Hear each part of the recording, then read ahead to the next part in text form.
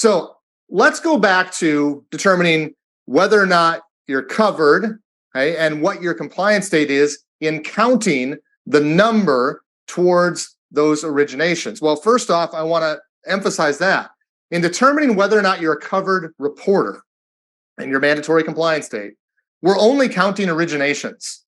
When we get into reporting later, we're actually going to count applications. Okay, we're going to report applications, but we're only counting originations for determining whether or not we're in as well as our mandatory compliance date. So we'll start with originations of, and you can see closed end, open end, credit cards, merchant cash advances. And then I've got in blue on the screen, it's also C1 on the page, refinances. Probably one of the top items that has been misunderstood out of the gates with Section 1071 and this whole counting and even the reporting is what a refinance is. And here's the simplest way I can make it.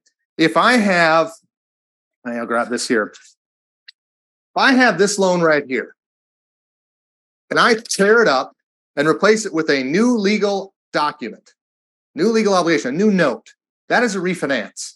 It doesn't matter whether we took this loan number and transferred it to this new one and used the same loan number. If we tear up loan A and we replace it with loan B, okay, loan A gets replaced with loan B, they call it satisfy and replace in the regulation.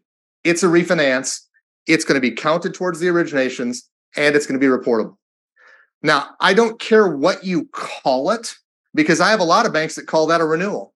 Some call it an extension. Again, it doesn't matter what you call it. It matters what you're doing. If you're tearing up and replacing, it's a refinance, regardless of what you call it, regardless of keeping the loan number. So make sure you keep those in your counting and you report them accordingly when we get to that section a little bit later on. Now, the hard part about this, okay, these are all the things you include. Drop down to that asterisk just underneath letter D. It says you also need to know about the exclusions. So it's not like we're going to count every closed-end loan that's commercial purpose because some of them are excluded. So pick up your pen.